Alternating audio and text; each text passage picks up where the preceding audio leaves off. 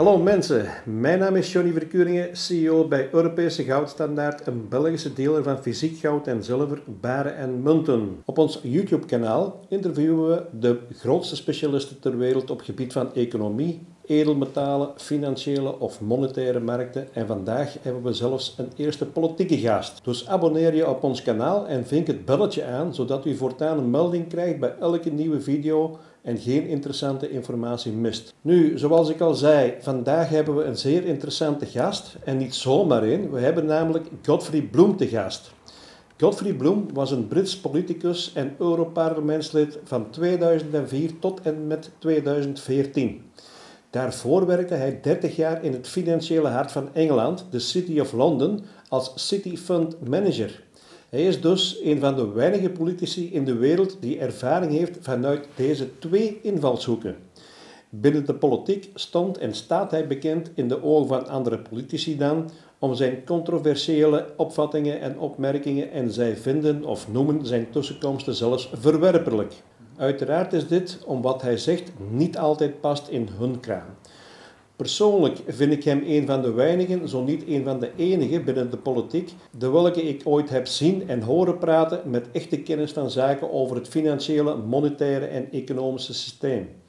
Ik laat u even een paar tussenkomsten zien tijdens zijn periode in het Europese parlement, zodat u al een beeld heeft voor wat Mr. Bloem staat. I rise again, I'm afraid, to make the same old hoary speech that I've been making here for several years. And that is, it is my opinion that you do not really understand the concept of banking. The state is an institution of theft writ large. Tax is just about a system where politicians and bureaucrats steal money from their citizens to squander in the most disgraceful manner. This place is no exception. We have counterfeiting, sometimes called quantitative easing, but counterfeiting by any other name. The artificial printing of money, which if any ordinary person did, they'd go to prison for a very long time. And yet governments and central banks do it all the time. May I suggest that if you really want tax harmonisation, that the Commission and the bureaucracy pay the same taxes as the electorate. They bear the same burden as tax as the rest of us before the electorate storm this building and hang us from the rafters as they've every right to do. Wij zijn in ieder geval heel blij en trots dat we met hem een interview kunnen doen en hem een aantal prangende vragen kunnen stellen. We gaan hem nu aan het woord laten. Welcome, Mr. Godfrey Bloem. We are very glad to have you. Before we start, can you tell us a little bit about yourself, what you all have done in the past and what you are doing now? Because I know a little bit of you, but I can imagine that not all our viewers know who you are. Delighted, and thank you for inviting me to speak to you. And greetings to everybody in Holland. Let's see, where shall I start? Back in the 1960s, 1967, I started in the City of London at a big brokerage house. And I then developed my career in investment management, and I specialized in fixed interest, which wasn't very glamorous, I'm afraid. All the glamour was in equities, but I managed fixed interest, which of course then became a lot more important towards the end of my career, as fixed interest played a much bigger role in the management of portfolios. Mm-hmm. So that was my experience in the city. I then went into consultancy work, broadly doing the same kind of thing, investment management in some form. Then I went into politics. I'd never been in politics before, but I found myself then on the Economic and Monetary Affairs Committee.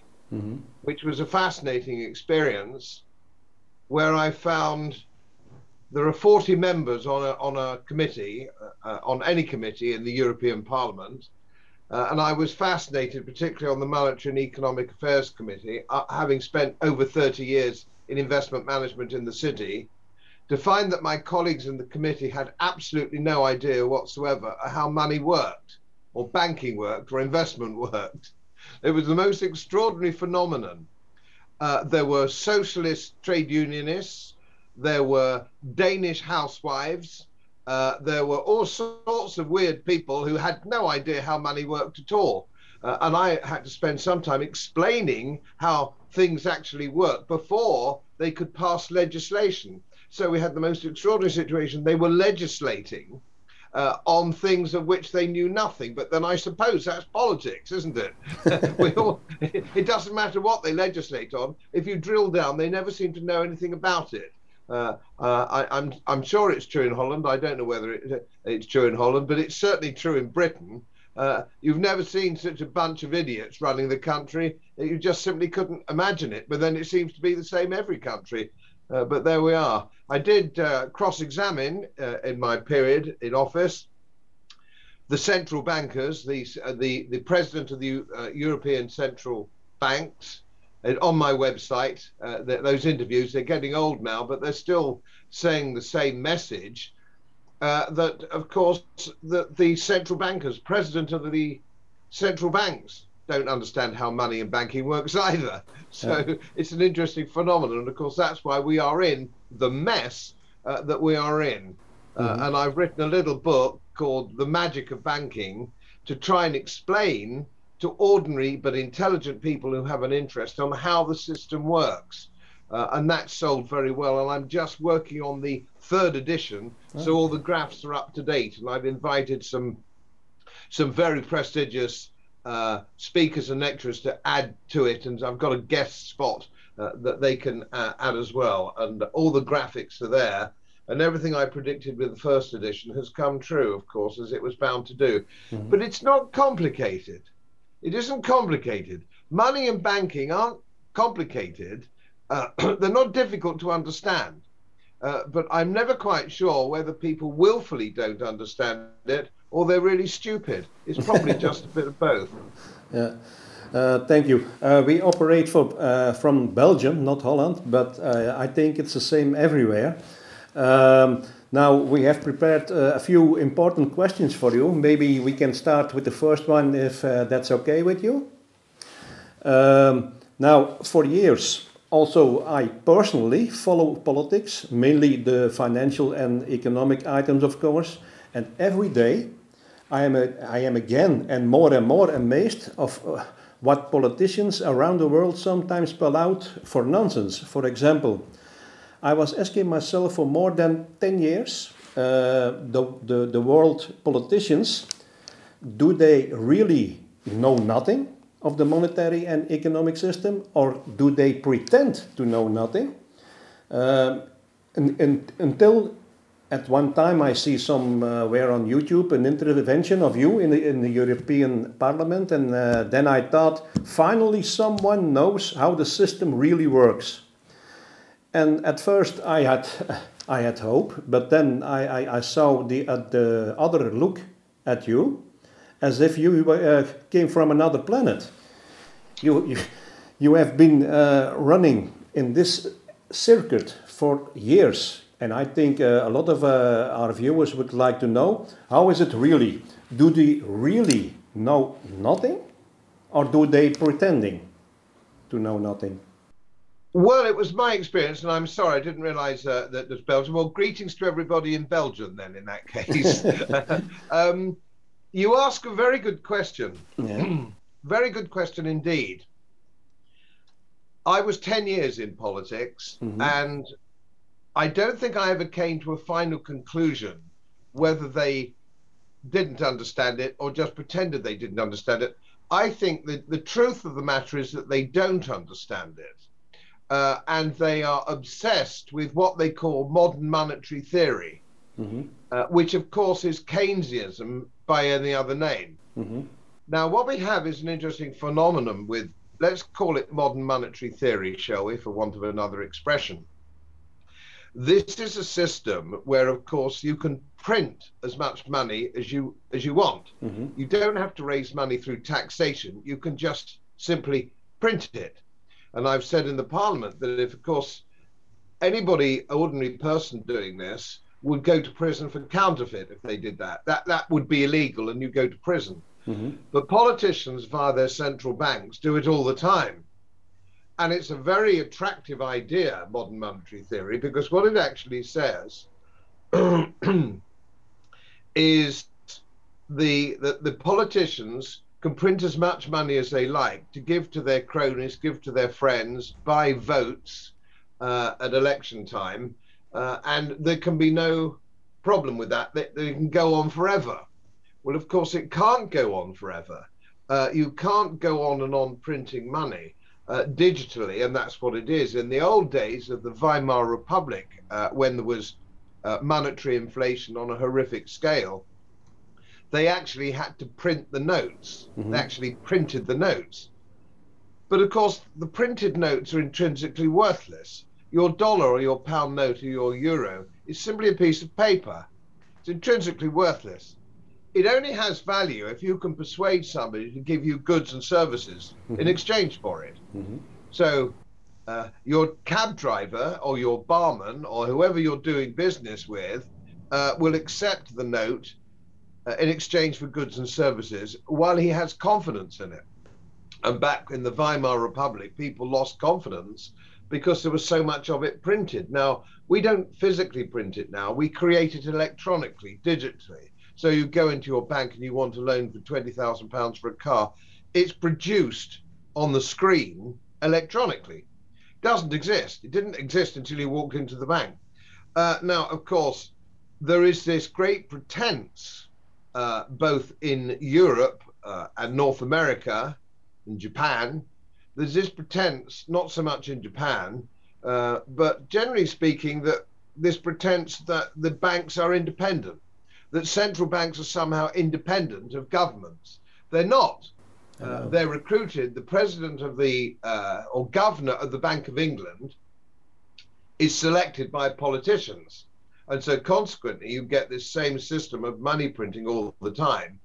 Now, that means that Great Britain, for example, is in debt. We are in debt to the tune of 3 trillion. The government is in debt to nearly 3 trillion pounds. Now, what does that mean, 3 trillion? It's beyond human imagination. We can't conceive 3 trillion. The Americans are in debt to the tune of something like 30 trillion, and it's growing. National debt globally, national debt, corporate debt and private debt is 270 trillion pounds, or dollars, sorry, $270 trillion. Beyond human imagination. We can't imagine it. I've been in financial services all my life.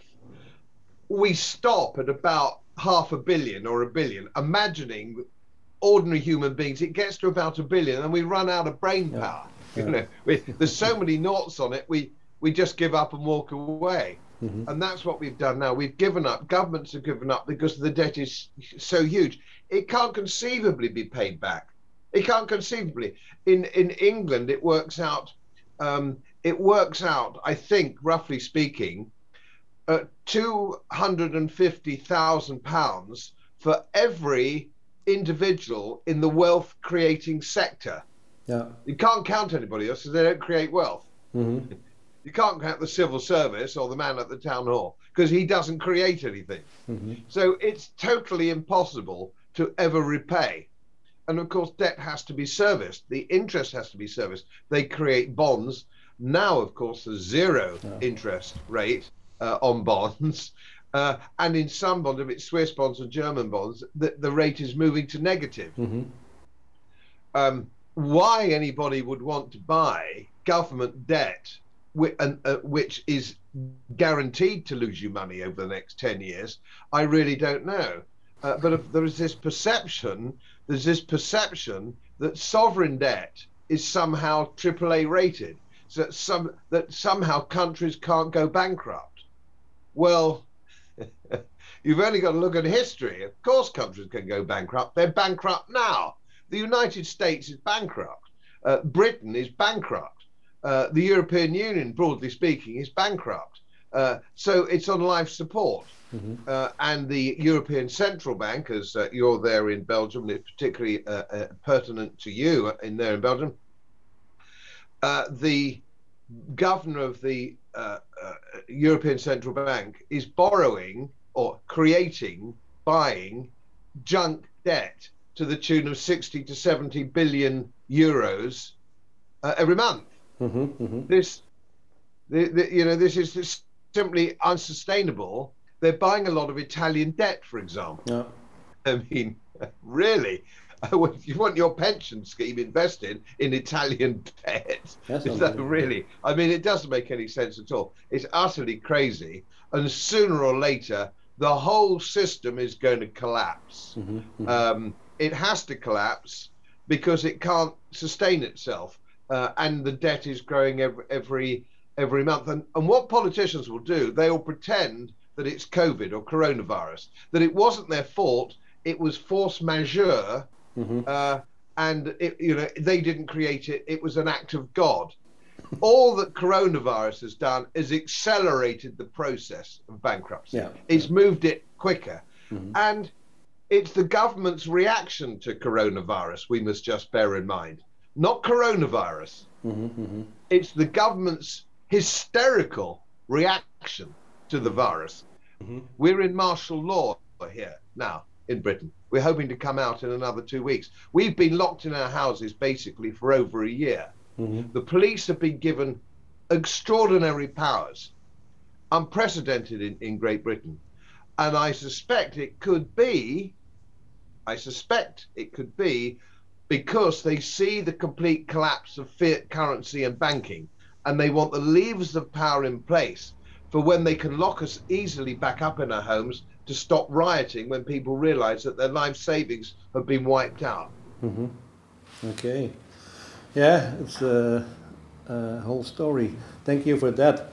Now, I also hear you talk in the European Parliament that the euro was doomed to fail in any way, and certainly because they didn't follow their own rules that they have prepared for it. Maybe first you can explain some things about these things about the euro, because these things do not come mainstream, of course. The euro, or the common currency, of course, as we called it at the beginning, the common currency, is inherent. There's nothing inherently wrong with the euro in itself. It's just it's a medium of exchange. Money is just a medium of exchange. That's all it is. And the euro is just another medium of exchange, like the dollar or the pound or the yen. So there was nothing intrinsically wrong with it. But the set of rules that they put together had to be abided by. Otherwise, the euro was going to collapse. And that meant that governments couldn't overborrow, overspend, in order to keep the currency stable. This was the reason that they put in these rules and regulations. Now, of course, the rules and regulations were broken almost immediately. Funnily, ironically, by the Germans. Who have a reputation since 1945 of being fiscally very careful and doing all the right things. But of course, that was the new Germany, the new Greater Germany, when East and West Germany came back together again. They had to cheat on those rules in order to make that work, because the Deutschmark, the East German mark, was given parity with the West German mark, which was ludicrous, because the East German mark was worthless. So they broke the rules, and then we see the Greece breaking the rules. Now, the reason that Greece, they blame the euro. I don't blame the euro. The problem with Greece is they brought it on themselves, because their governments will not stop spending more money than they bring in. And it's the same with most of the Mediterranean countries who are fiscally incompetent. Now, the northern, what used to be the Hanseatic League, going back in history, so you've got the Low Countries, Germany and the Low Countries, they've always been more fiscally responsible. But of course, they're propping up the Mediterranean economies, which are not. Now, your average voter in Europe doesn't understand how this works at all. So where we have the fascinating situation with this concept of shadow banking. Shadow banking is difficult to explain, really, because it's quite an ephemeral thing. But shadow banking is off balance sheet, as it were. You can't see it's there, but it's not actually written down in front of you to look at the accounts properly.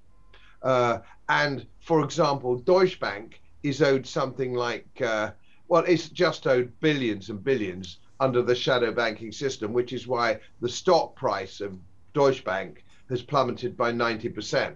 The whole of the City of London, New York, Hong Kong, Zurich, everybody knows that Deutsche Bank is bust. You know, its shares are worthless because it's owed all this money by these shadow banks and the system. So how you actually fiddle your accounts.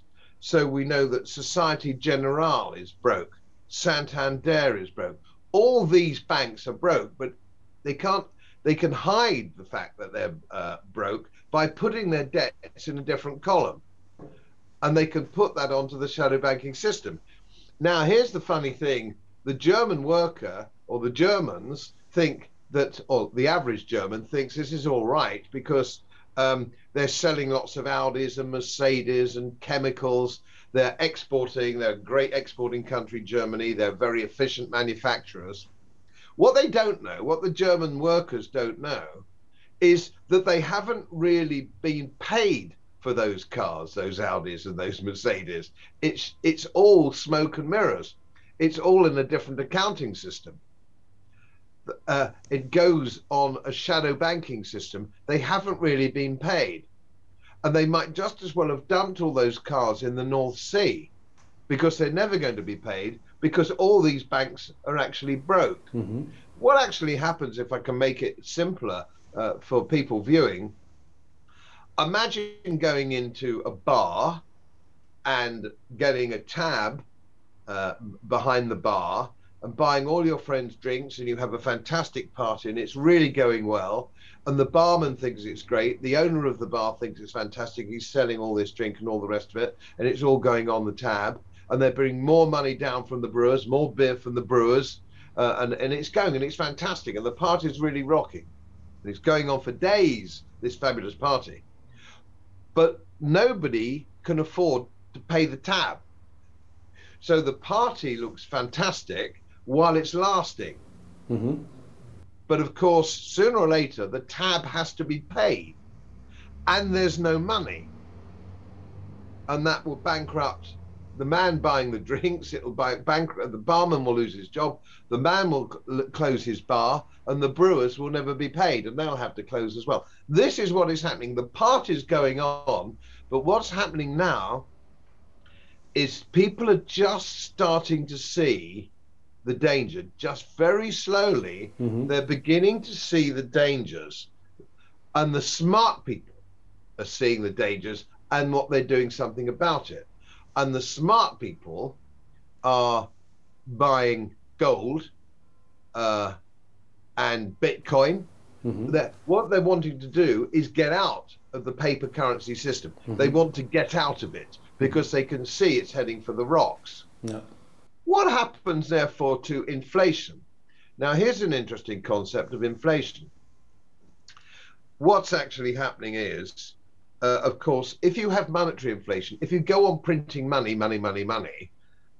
you will eventually inflate prices. Now, what we've seen so far is asset price inflation. So we've seen bonds inflated, the stock market's inflated, real estate is inflated, and all that's at an all-time high. And people think the party can go on forever, but it's all been based on borrowed money or printed money. It isn't real. So assets, people say, the governments across the world will tell you inflation is only 2%, and that's our target. Ludicrous. If you look at asset prices, houses in London in the last 20 or 30 years have gone up tenfold, because it's an asset. And this is happening, and it's now starting to happen. And the Americans will call, they're moving it from Wall Street to Main Street. And we're beginning to see inflation now in the high street. You're seeing it in your shops. Now, what the governments do, they have a basket, which they call of goods and services, which go into the price index. So you have price index, retail price index, and all this kind of thing. And that's selected by governments. So what hasn't gone up? What hasn't gone up? White goods, refrigerators haven't gone up, phones haven't gone up very much. And they're all the things that they keep in the basket. And it makes it look like it's only 2%. But if you look at other things which aren't in the basket, things aren't looking so good. And prices are going up. And if you look at shadow stats in America, where they've got a very efficient system of gauging inflation, what inflation really is for the average Joe Sixpack, they call them in America, and they reckon it's 11%. And it's 11%, roughly speaking, in this country, as people know, but they've not been told the truth by the government. They've been told that inflation's only 2%. But every housewife knows that's not true.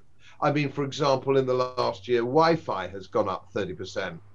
The pint of bitter locally at my pub has gone up 11%. Any man who comes to fix anything, he cut the plumber, whoever's coming to your house to fix it, his prices are up by at least 20% on where they were last year. And you can gauge that. That's quite simple. And so inflation isn't what governments tell you that it is. So they're lying. And of course, eventually it can only go up with all this money awash, fake money. Then you'll find that everything's going up, and we'll find we are where we were with the German, the Weimar Republic in the 1920s.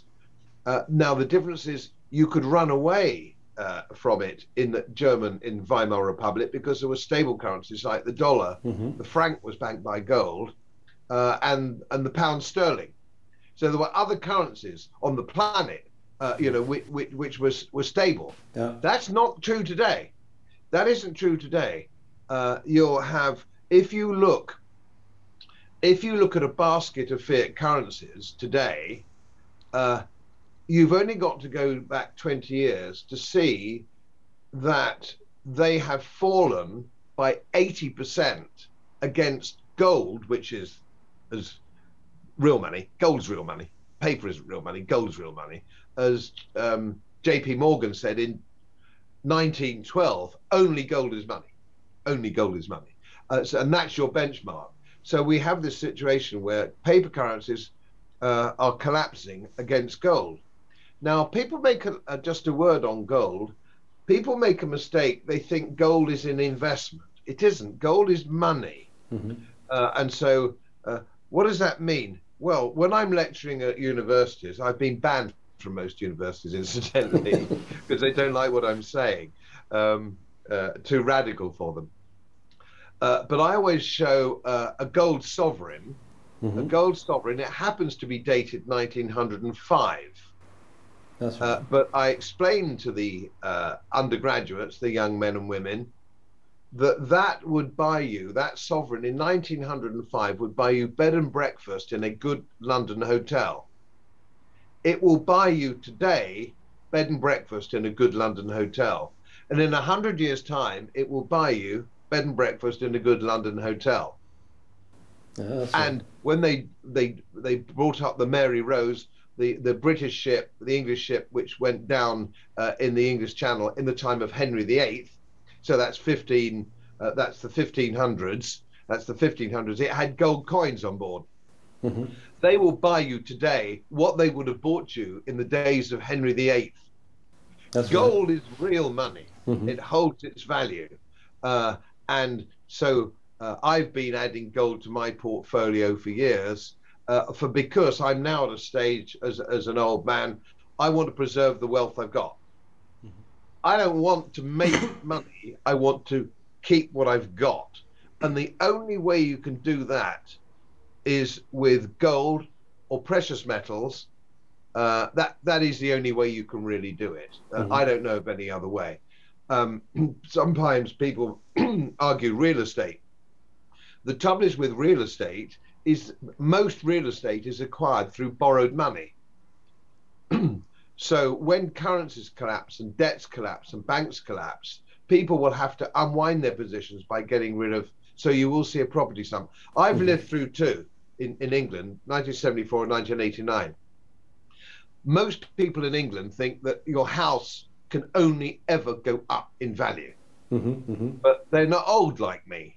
They're young and stupid, because we were all stupid when we were young. I was particularly stupid, but there we are. So we call getting on the ladder. We're calling it here, get on the ladder, the property ladder. But of course, there are snakes as well as ladders.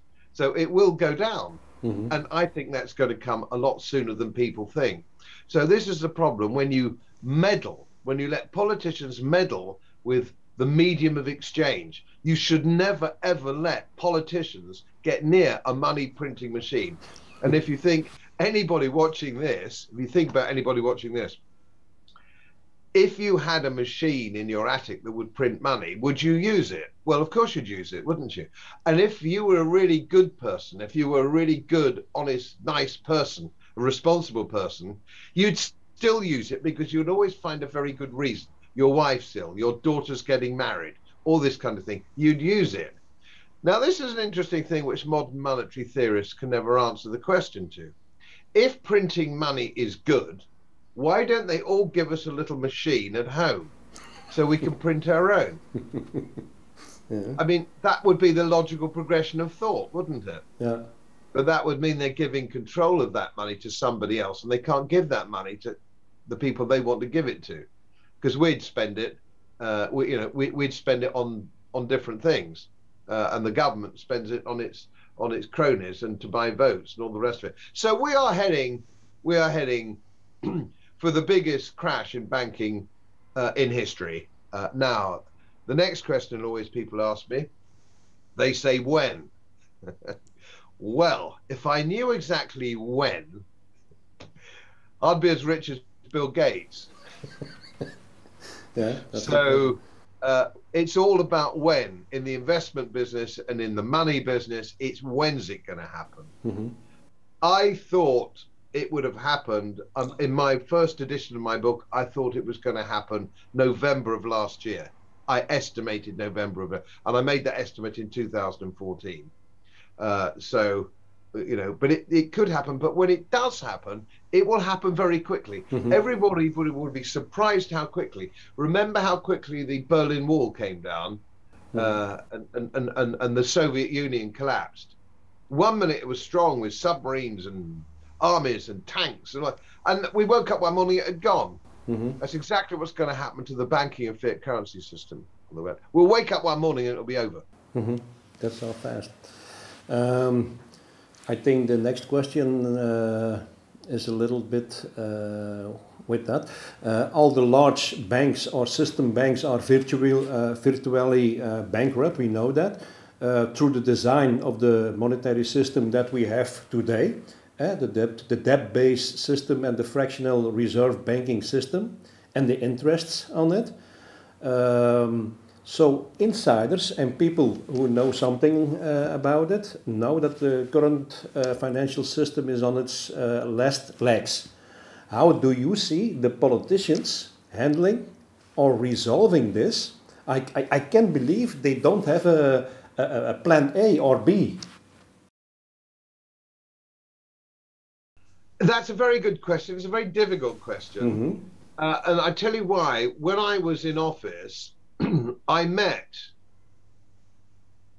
a lot of very senior people. I mean, I've met the Chancellor of the Exchequer today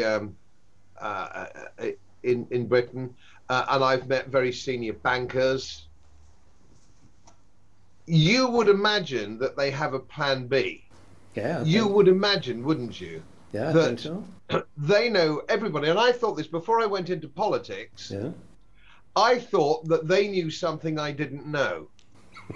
And when I became a politician, I would be led through a secret door, and they would explain and show me why they make totally and utterly irrational decisions on a daily basis. Yeah. But there isn't a secret door. They really are stupid. And of course, they will run away.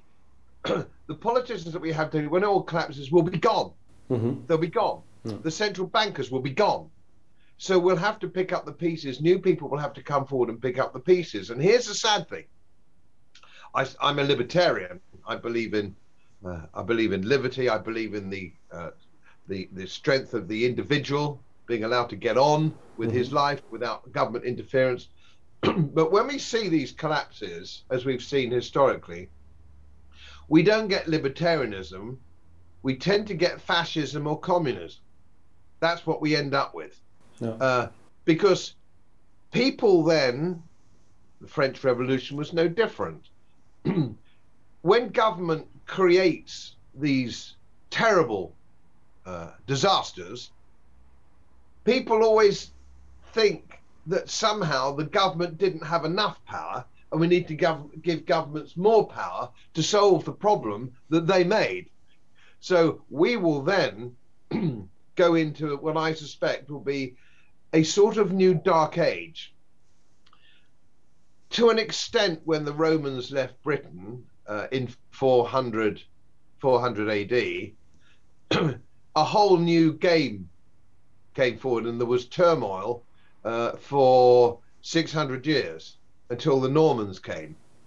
And so we could be going into a whole new experience where there will have to be some sort of response. There'll have to be a new medium of exchange.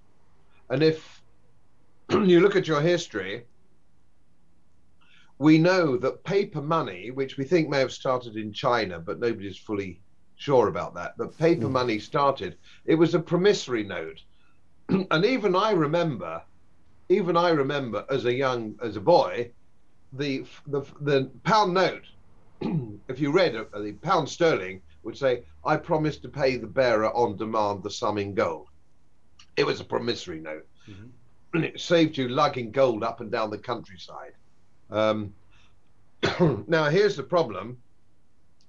Then, of course, what happened was they produced pieces of paper, but the gold wasn't really there, wasn't in the vaults. So the question is, will they go back to a gold standard? You know, that's the next obvious question. Is plan B to go onto a gold standard? We know central banks acquiring gold. Now, they have been acquiring gold for some time. The Chinese on a very big scale and the Russians on a very big scale. The Americans are supposed to have, I can't remember how many ounces off the top of my head. 8,000 tons normally. That's the figure that I have on my pad. But now the question is, do they have it? Nobody knows. Nobody knows. No. It hasn't been audited since the 1950s. There's no audit. They won't let an audit. Why will they not let you have an audit, one wonders? Because it's not there. It's not there, is it? It's not, it isn't so. there. I think so. Which is why it took so long for the Germans to get their gold back. It took ages. They could have put the gold reserves of Germany in America would have gone on one jumbo jet. It would have gone on a Boeing 747. It could have been flown the next day. Yeah. It took 3 years. Because so what's leased? What have they got rid of? What's going on?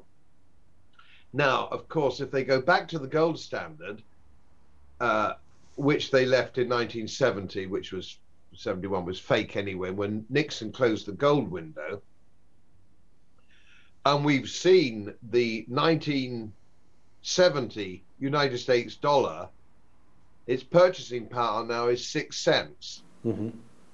I mean, it's totally and utterly collapsed, but it happens so slowly, people don't really the boiled frog, you know, the boiled frog. Yes, if you put a frog in the cold water and you boil it slowly enough, he doesn't know he's boiling to death. That's what the people, because people don't understand money. Not taught money at school, are they? Nobody taught how banks work or money works at school. That's quite deliberate. That's quite deliberate. Politicians and bankers don't want you to know. And Henry Ford said, a great quote, which you'll probably be familiar with, in 1926, if people knew how banking worked, they'd never put their money in a bank again. So if they go back to a gold standard, they will have to recalibrate the gold. They can't do it at today's prices, at, $1,800 an ounce. No, it would have to be recalibrated at a much higher level. It would have to be recalibrated to probably $7,000 or $8,000 an ounce, maybe even more, if they wanted to bring it back to where it should be, or where it was when there was a gold standard. And of course, we also know that Roosevelt in the 1930s confiscated Americans' gold. He confiscated their gold. You weren't allowed to hold it. Now, here's an interesting thing. I wonder whether their plan B, the government doesn't have any money. Governments don't have any money. Plan B has to be rob the citizen somehow, doesn't it? There's nowhere else to get the money. You have to rob the citizen. And they're already using phraseology. Build back better. Reset. The new normal. When politicians start talking in those terms, it means they're going to rob you at some stage somehow. And that is the problem. So you have to have whatever your holding is. Let's say the citizen wants to hold gold or silver. Let's just say gold or silver to keep things simple. You have to have it in specie. You must have it. You must not let it be with a bank and accept a bank promissory note. Because all they will do is they'll just tell you that they've got their gold and they haven't got the gold, but they'll give you the money for it. You don't want that. You must have the gold in specie. If you don't hold it, you don't own it. But you don't want to hold it at home, of course, but you've got to have a private security deposit box somewhere, which is safe and secure, but something the government can't get at. The government can't get at that. They can get at anything in the bank because they own the banks. So they can take it, but they can't take it, A, if they don't know where it is, and you've got it somewhere safe and secure, but not in a bank that the government has access to. So that's really the secret. Okay, we can go for our next. Since the crisis of 2008, central banks and governments have been pumping fresh money into the world to support the system in the form of quantitative easing. And since COVID, there are no breaks at all. What do you think are the consequences of this for the people, society, and the world? I mean, we talk about inflation, hyperinflation, name it. What is your view on it in the next years? Well, one of the problems we have trying to read the runes on this is it's unprecedented. This hasn't happened in modern history. So we just don't know. But we can analyze what the problems are. In the Western industrial democracies, we have welfarism. Now, I worked in Hong Kong for a while. The concept in China for paying somebody not to work is beyond their understanding. With welfarism, you can have a young man or young woman who won't work because if you're picking potatoes or strawberries or whatever it is in cold weather and it's not very nice, you can stay at home and the government will pay you. And you can't blame young people for that. You can't blame anybody for that. If somebody said to me when I was 21, we'll pay you almost the same as you could earn to stay at home, I'd have stayed at home. Because I'm an ordinary guy. I'd have actually played rugby and I would have gone sailing, as a matter of fact. I wouldn't have just stared at the wall. But I would have thought it was fantastic to pay me to do what I wanted in the day and not turn up for work. All the Western democracies do that. There's no sense of self-responsibility with people. It's drilled in. We now have a third or fourth generation who believe that they are owed a standard of living without working for it. And this is the problem. Those welfare commitments means that we can't get out of debt. All these commitments and indexing pensions. pension schemes for the civil service are index linked. So inflation doesn't affect politicians or civil servants. The creators of inflation are index linked. Mm-hmm. So they will get their increases every year.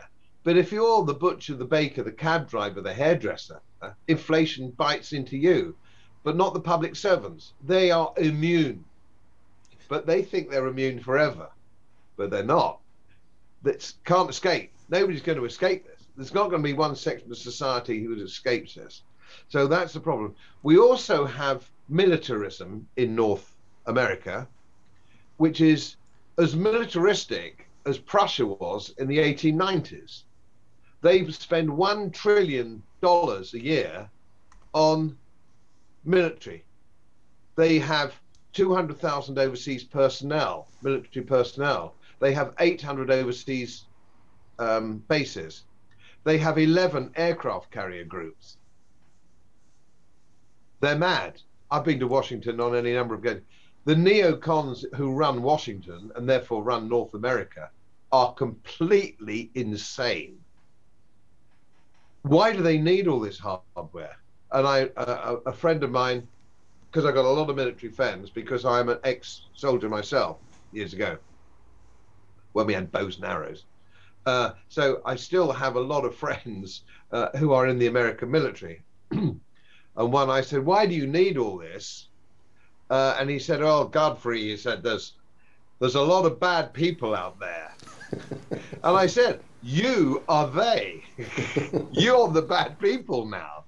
They're no longer the white hat protecting the freedom. They're now crashing all around the world, bombing everything inside. They're the problem. Mm-hmm. So there's they don't even know where it goes. It's not audited. They don't even know where the $1 trillion a year goes. So that's going to be interesting. Mm-hmm. There is a historical precedent that when countries get into a bad state, they start a war somewhere, which they hope will bring the country together, mm-hmm. consolidate, because people have a natural patriotism. Yeah. And it's a natural thing to be loyal to the tribe. There's nothing wrong with that. It's quite loyal, but it's easily misused. It's easily misused.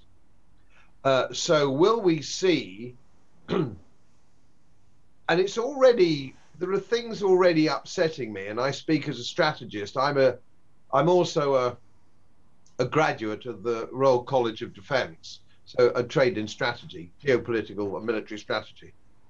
I would like to know why the Americans are in force in the South China Sea. I'd like to know why the Royal Navy is in the Black Sea. And that's the Russians' backyard. Mm-hmm. What are we doing there? We've got no business to be there. The Russian Navy isn't in the Solent. The Russian Navy isn't sort of in the Irish Sea.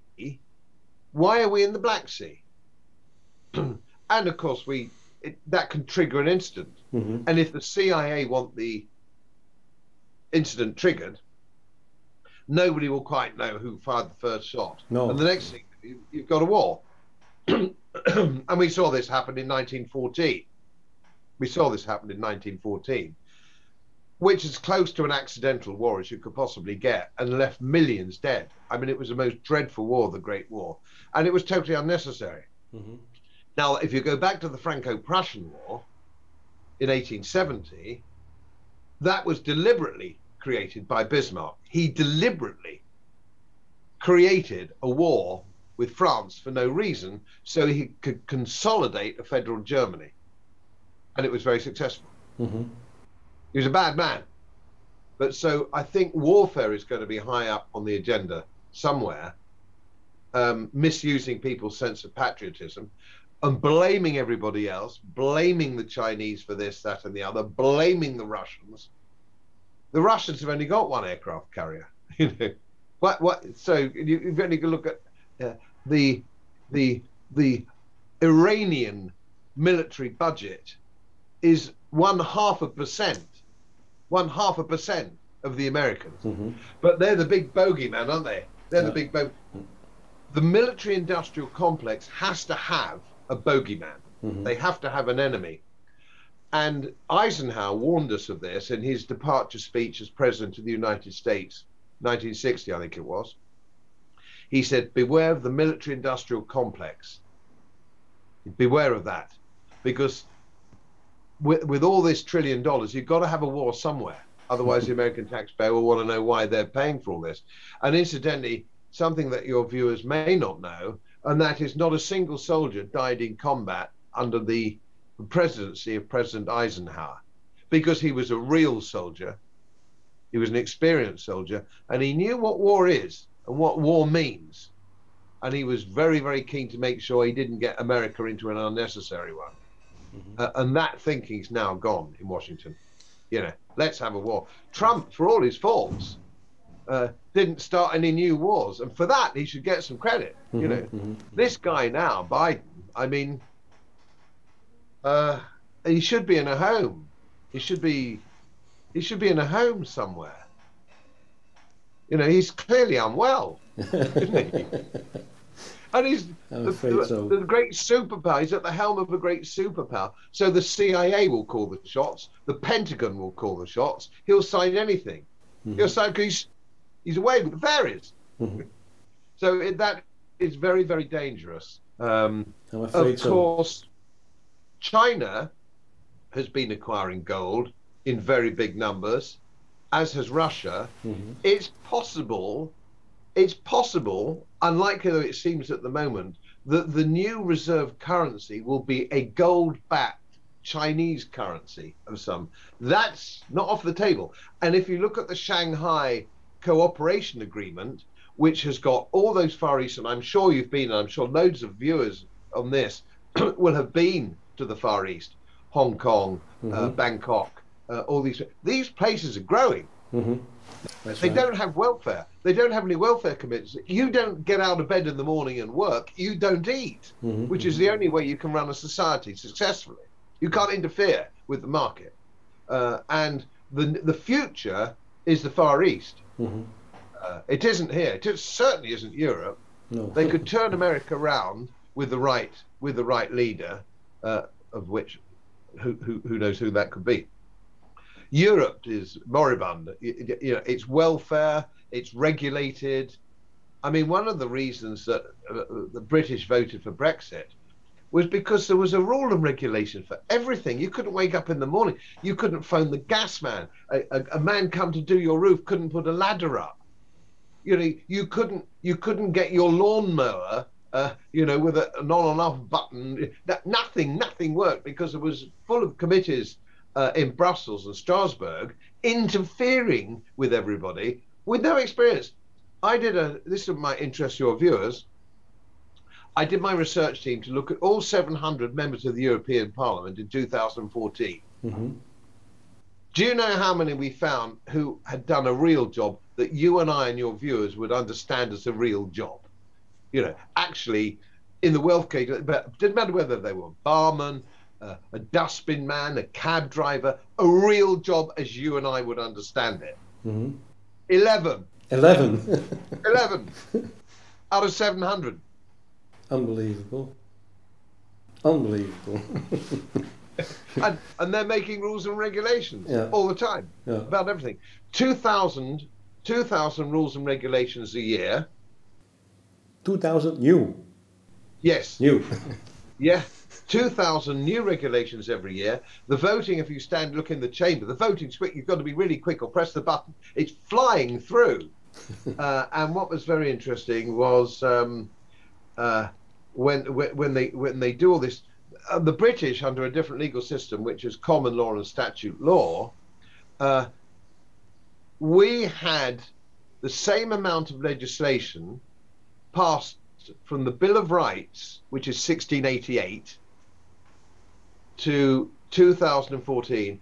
The number of laws passed in that period were the same as the entirety of legislation coming from the European Union in the last 10 or 11 years.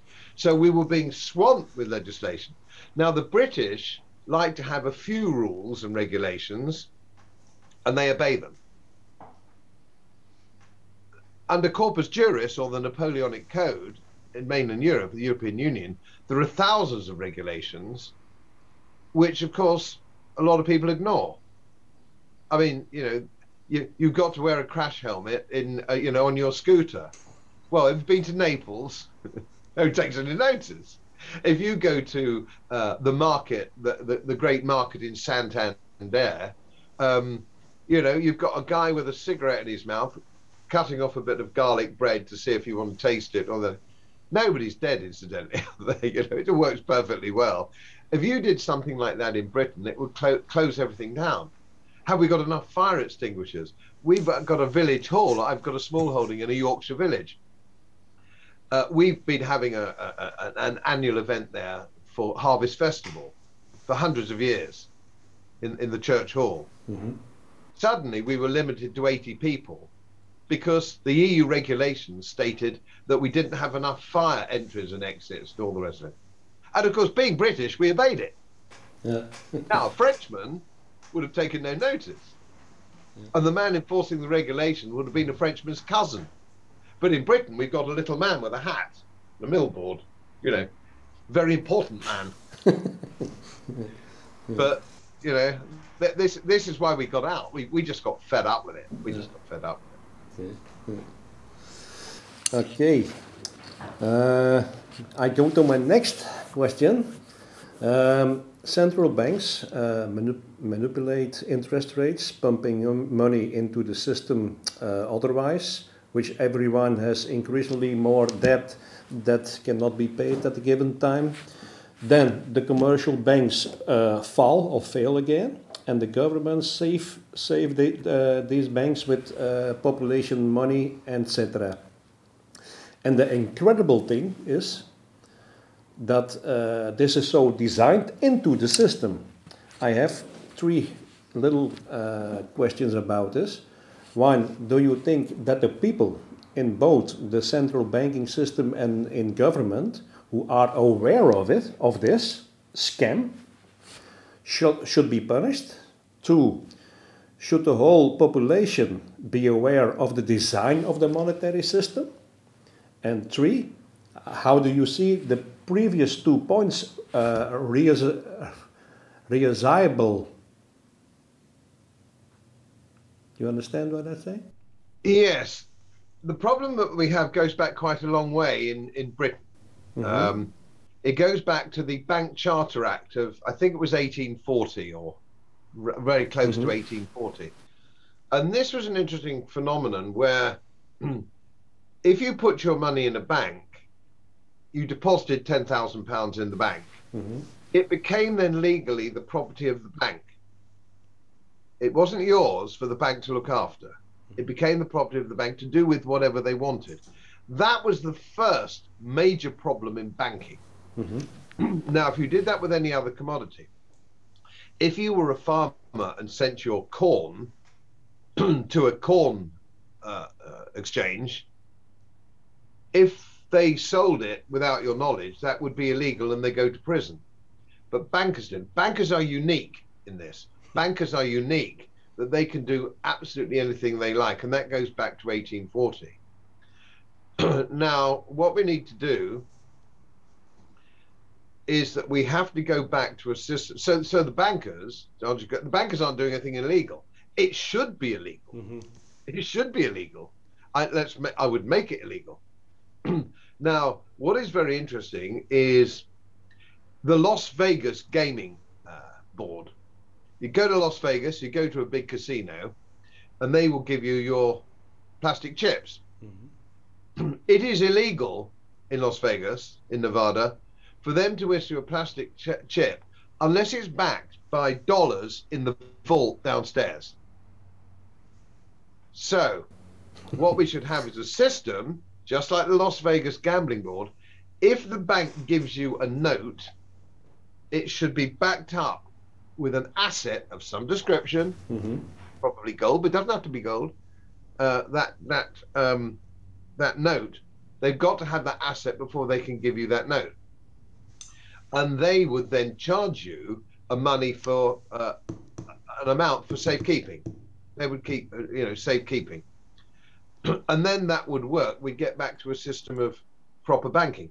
Now, what they should do if they want to use your money, what they should do is say, if you give, there's two accounts, 10 you'll give me your £10,000 and we'll keep it safe for you in our vault, and we will charge you £100 a year in order to keep it safe.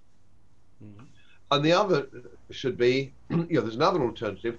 If you let us have it for 5 years, we can then make use of it by lending it out, and we will give you interest on that. That is your price for letting us use your money, mm-hmm. Which is how it used to be. So 5%. Yeah. Let's say it's 5%. Here's your 10,000. You get 5%. Mm-hmm. Now, a lot of people, of course, at the moment, I'm one of them, years ago, built up their savings. So when they come to retirement, they can live off the interest.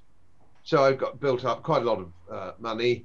My 5% then would give me, I can live on my 5%. Mm-hmm, mm-hmm. And I can dip into the capital very occasionally for if the roof blows off or something like that.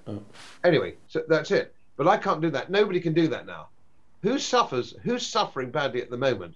Pensioners, people on fixed incomes, people with no political power. Mm-hmm. This is all about crushing little people. Mm-hmm. The big guys are fine. They've got assets, they've got everything, they're doing. It's always the same, and it's probably been the same since the beginning of time. The little guy is always getting crushed. Mm-hmm. And the only way the little guy can protect himself is to take himself out of their game. And bear in mind, every time, there's a saying that I picked up the other day, every time you buy a piece of gold, a central banker dies a little bit inside. That's right. Which it's got to be good. So they're not doing anything illegal. I would make it illegal. Then you could start sending bankers to prison, which would give me great delight. Volcker, of course, did this in the 1980s. He raised interest rates. The inflation was out of control in America, and he raised interest rates to 17 or 18%, which actually then put the brakes on. Free money. You couldn't get rid of this free money. You go around England at the moment, you'll find that new housing going up everywhere. Ordinary little English market towns with new houses as far as the eye can see. Mm-hmm. And this is happening because money's free. Money's free. And we're all seeing the inflation of house prices, and we're seeing the inflation of the making. Wood, timber's gone up 200%, I think, in the last 6 months. There's all sorts of shenanigans happening on this. So it could be gripped. I'm not altogether sure that it's not too late. I think it's gone too far to save. It's too far to rescue. If you go back to historically the administration of President Warren Harding in 1920, and nobody talks about Warren Harding and his administration. Everyone talks about Roosevelt, who was economically illiterate. I mean, he was hopeless. I mean, he really was hopeless. Mm-hmm. Great friend to Britain in the war, not after the war, but in the war. Anyway, leaving all that aside, that is one of the things that we need to be looking at. Warren Hastings' administration, actually, he spoke to the nation, and he said, America is living beyond its means. And he cut government spending by 1/3. It was extraordinary. And it was the recession that never happened. Mm-hmm. It was the recession that never happened. And that was in 1920. The recession came later in 1929, 1930, as we all know. Yeah. And the reasons for that are best summed up by Murray Rothbard, whose book you can still get via the Mises Institute, what happened in the universities. University economics lecturers still do not understand why the American Depression started and why it lasted so long. It's misunderstood. Mm-hmm. Everything is Keynesianism. He didn't print enough money, should have printed more dollars, he should have done something. He didn't let the market sort itself out. He didn't let the market will always find its level. Mm-hmm. The market will always sort itself out. But the market is not allowed to operate in the Western democracies. And people talk about a crisis of capitalism. We don't have capitalism. We have mercantilism. And they are two very different things. Capitalism is a completely and free market. There's only been one place since the war on the face of the planet who had real capitalism, and that was Hong Kong, when it was a British territory colony, and it was run by the guy who ran Hong Kong.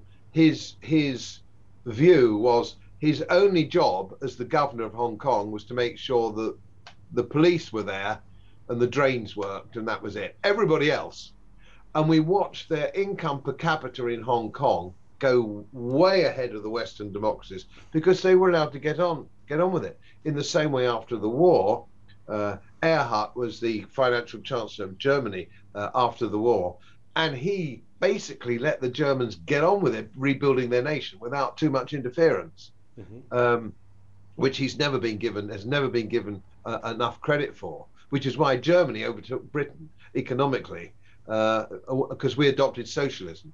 We had socialism in 1940. We kicked out Churchill and had socialism. And of course, we were still having ration books. I remember ration books.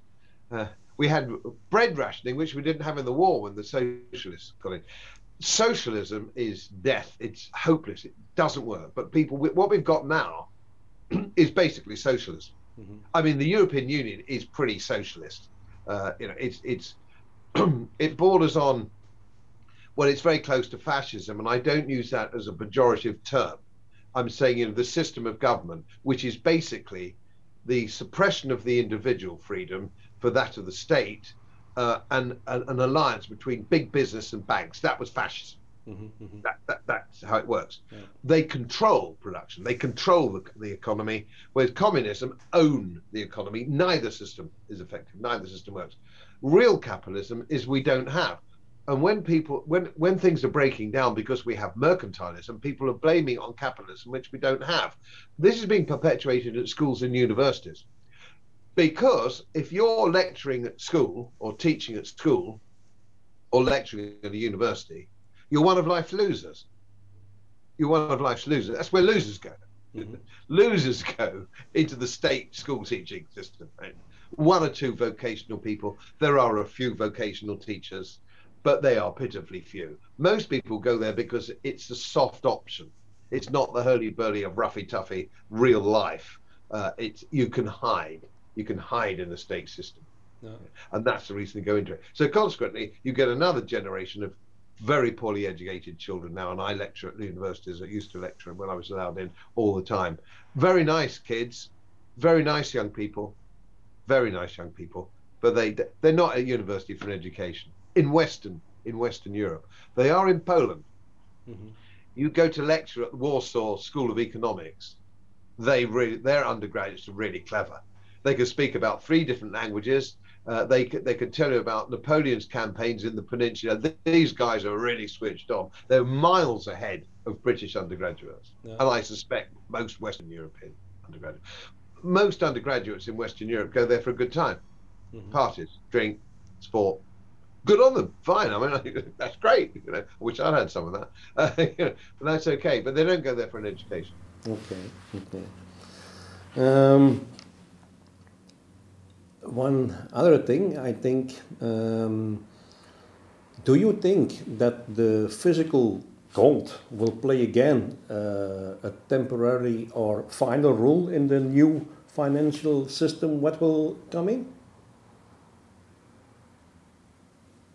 It must, as I see it, it must somehow, because I can't see an alternative. I can't see an alternative to going back. Don't forget, it's not experimental. We turn to gold. All we're doing is looking at 5,000 years of history. So if we turn to gold, we're just going back to where we should have been. I would argue the establishment of the Fed in 1913, for example, is when things started to go wrong. When central banks and the Fed and so on and so on, when all that came in, things started to go wrong. And the reason people degrade currencies, states, is to go to war. That degrades currency. And when the gold standard failed in the 1920s in Britain, it's because we tried to go back to the pre-war calibration. We should have recalibrated gold. Well, we didn't do that. People say, oh, gold standard doesn't work. It's because they don't understand what we did wrong with the last time. But people, people just don't, politicians just don't know anything about anything. They're completely stupid. The academic world isn't much better. The civil service isn't much better. It's, the trouble is the people with the levers of power shouldn't have the levers of power. And the people who should have the levers of power don't want them because they're too busy doing other things. But who goes into politics? Only weird people go into. They're weird, aren't they? They're weird. You can tell. You go to have a drink with one. They go, "Hey, he's weird, and he's weird." They're all weird, and so that is a problem. It's the same the world over. People go into politics. There's one American friend of mine who writes for the Cato Institute. He says, "You can only succeed in politics if you are a sociopath. It's a bonus for a politician. You've got to behave in a way that no normal person would behave. You've got to stab your colleagues in the back. You've got to be prepared to lie to camera. You've got to be able to do everything. Is that you have to be a sociopath."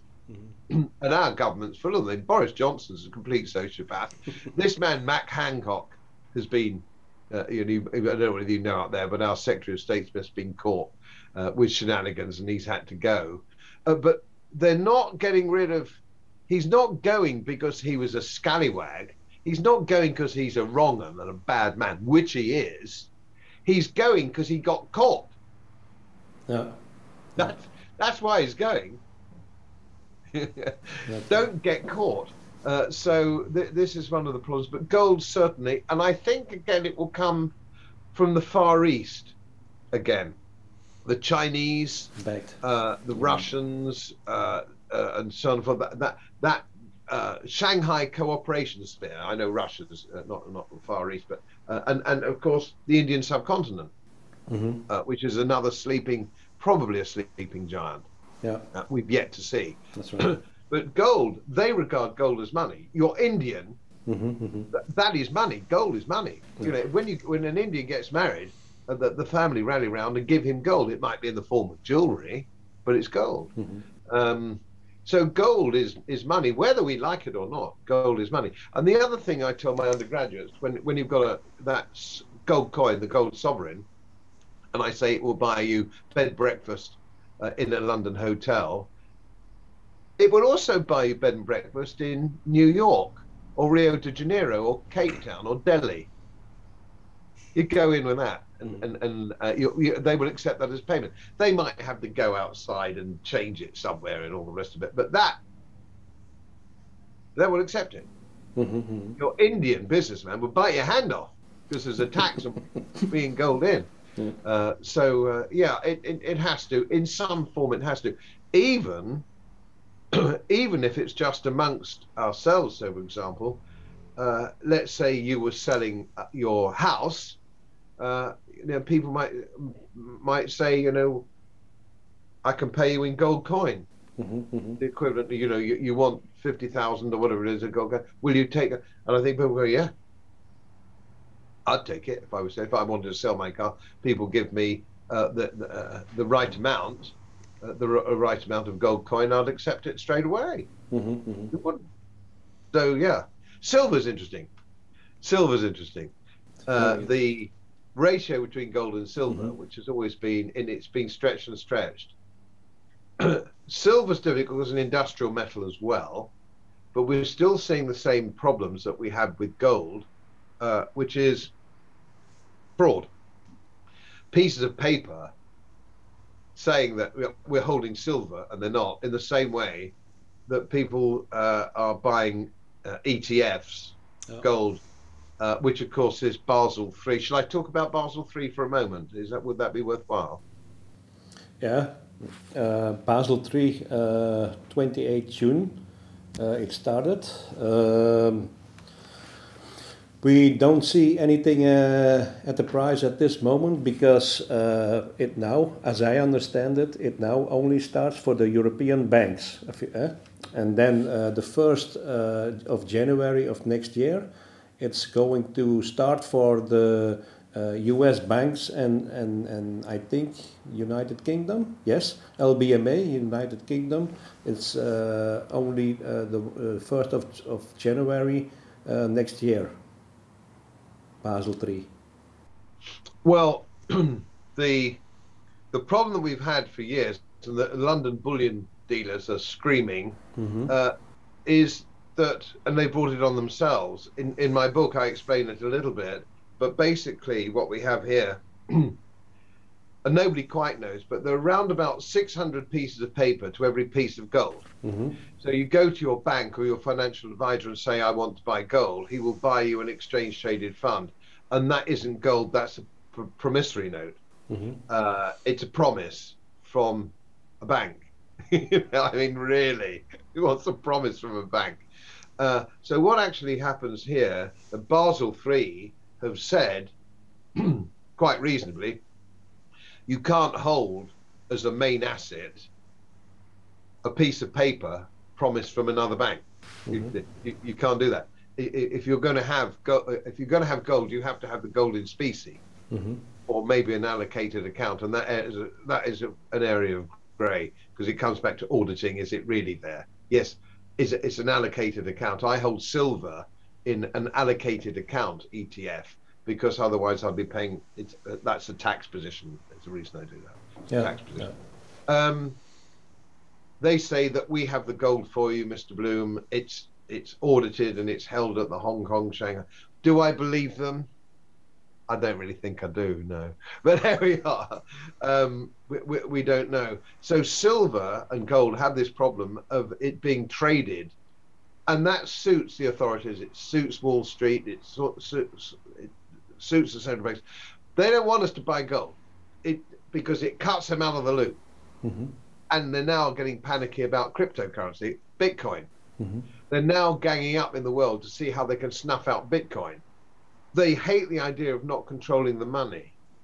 And they come up with all sorts of excuses. Oh, well, yeah, it's only drug dealers use it and all this kind of thing. No. The real gangsters in the world, the real gangsters, the monster gangsters are the central bankers. Not your drug dealer, they're the central bankers. You are more likely to be robbed by a politician than any burglar. And I was speaking in Hamburg last year, and I asked everybody in the audience, I said, who's been robbed and burgled or mugged? And hardly any hands went up. And I said, well, who's had to pay tax under the threat of violence, which is what tax is. If you don't pay your tax, they lock you up, which is pretty violent. Everybody put their hand up. It's the state who will steal your money. And they say, oh, yes, but look at what we give for it. Look what you get. Well, you don't really get very much. They pretend you do. You get an education system which is hopeless. You get roads full of potholes. You get a health service which isn't fit for purpose and hasn't been now for many years. Forget coronavirus. So they give you all these things. This is the trouble with welfareism. They say, give us all your money and we'll take care of you from cradle to grave. We'll take care of your pensions. We'll take care of your unemployment pay. We'll take care of your health. We'll take care of your education. We'll take care of everything, but in exchange for that, give us all your money. And in Britain today, it's the highest tax take in Britain for 50 years. We are paying more tax now in Britain than we have paid in 50 years. And I'm including VAT, income tax, duty on all this kind of thing. I'm including it all. It's absolutely horrific. So the person most likely to steal money from you is the politician. The difference between the modern politician and the medieval king, the medieval king was honest. He stole your money for him. He said, I want your money, it's mine. I want that. Your modern politician doesn't do that. I'm stealing your money for your own benefit. For your own good. And the trouble is, you look out of your window or you go across the market square, 90% of the people fall for it. Most people are stupid. That's why we get stupid politicians. Mm-hmm. But really smart people can stay ahead of the game by doing a bit of homework, by being a bit clever.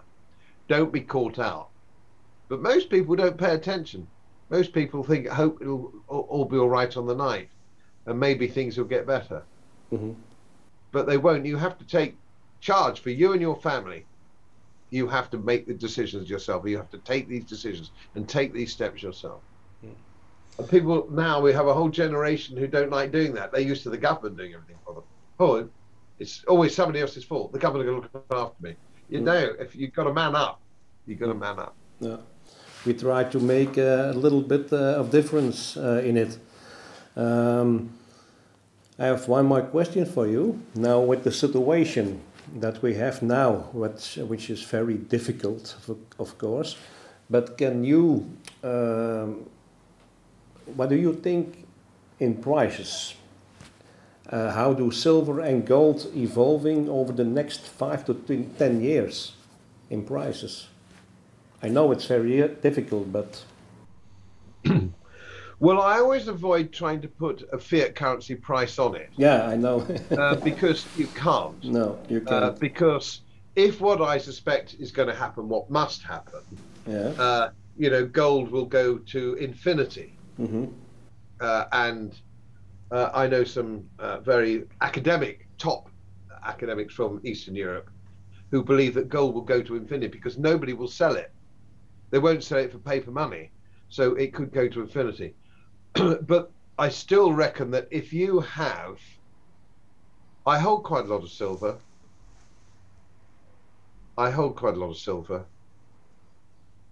But that's slightly more difficult to read. Silver's a bit more difficult to read. But certainly gold will buy your gold coin will buy you in 10 years time, you say 5 or 10 years time, it will buy you in 5 or 10 years time what it will buy you today. And that's how it's always been. So whether it's a house or a car, doesn't matter what it is that you want to spend that money on. Let's say that your new car is £30,000, 30,000 euros. If you have that in today's money in gold, but you're not buying a new car for 5 years.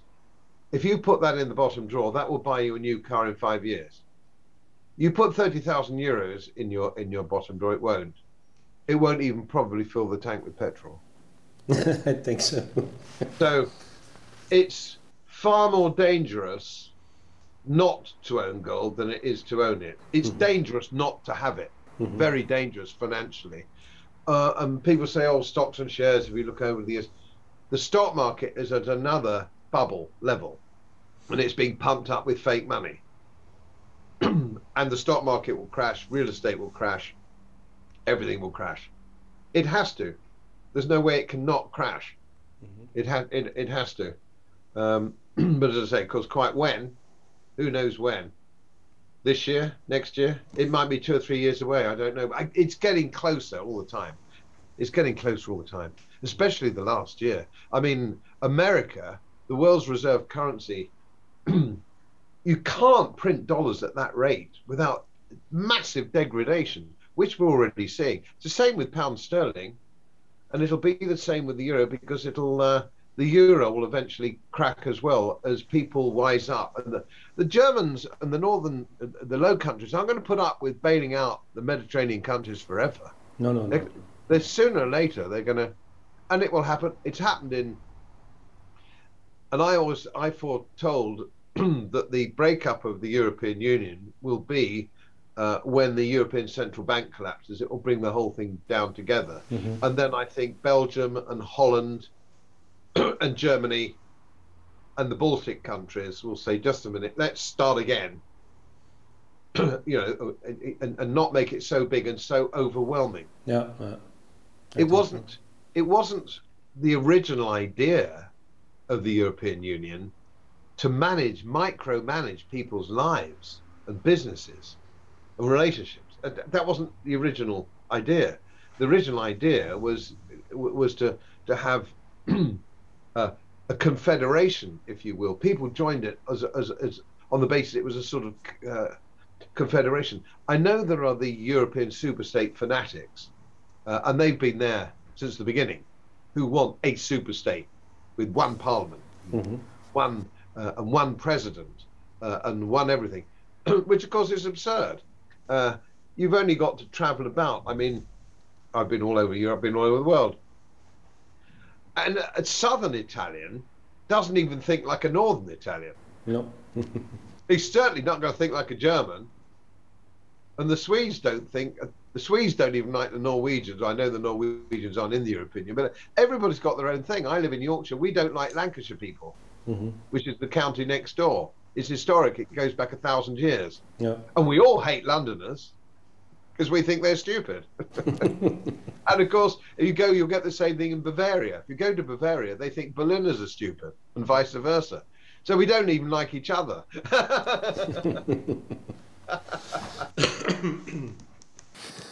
Okay. Oh, those were the questions I had for you. Do you have any things you would like to say that people should know right now at this moment? Well, I have a website, which has new articles and new videos all the time. It's very active, and it's got a new page which is getting a lot of traction on the whole coronavirus, what you won't get on mainstream media, what you're not being told, written by independent virologists, immunologists and doctors from all over the world, independent, at the top of their field, who will not be allowed on mainstream TV. They're not allowed on. Oh. It's really worth having a look at that. I think people will find that fascinating. We put that in the description of the video. I have the names from Patrick, and we put it on the description. That's super. Thank you. Yeah, and they'll find everything. And if anybody wants to get in touch with me, I will respond. I always respond. Okay, thank you. Okay, Mr. Bloem, thank you so much for sharing all this information with us. And like I said, we provide the website and the description, and then I hope we see and we speak at each other later. Okay. Thank you very much. Thank you. Thank you again.